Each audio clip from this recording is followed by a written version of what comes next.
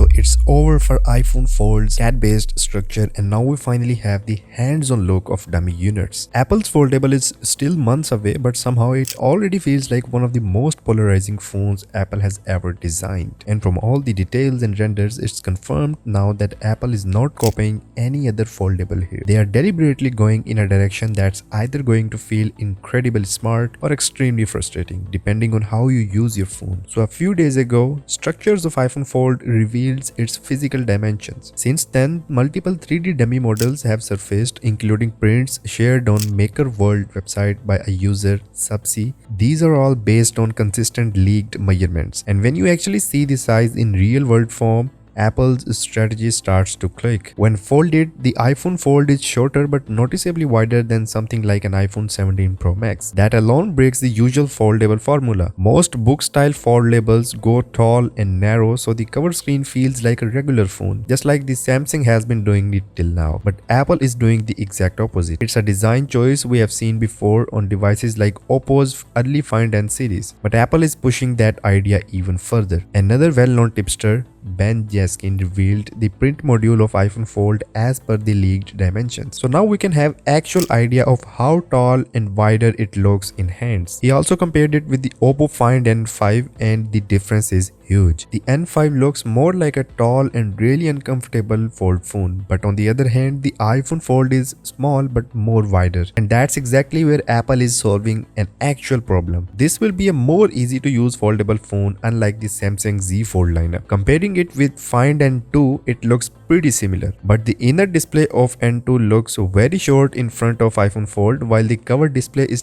tall enough. But again, Apple's foldable phone's screen is more wider, but still the approach Oppo has used in Find N2 is pretty close to what Apple is going to do, but better. If you compare it with the traditional Fold, you can see the difference by yourself.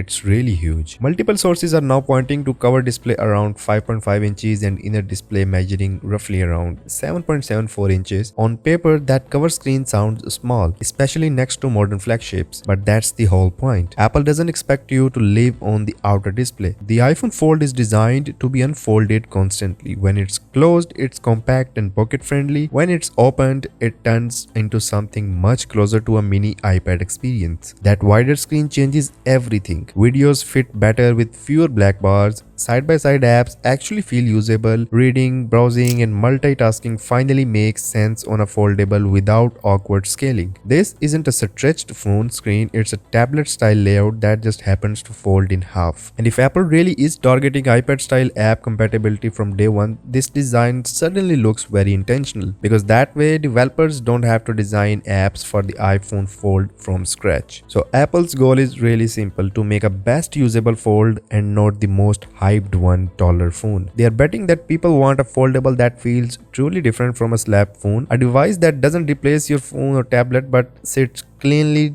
somewhere between them. Now one thing is clear already: if these dimensions are accurate, then the iPhone Fold won't just be another foldable.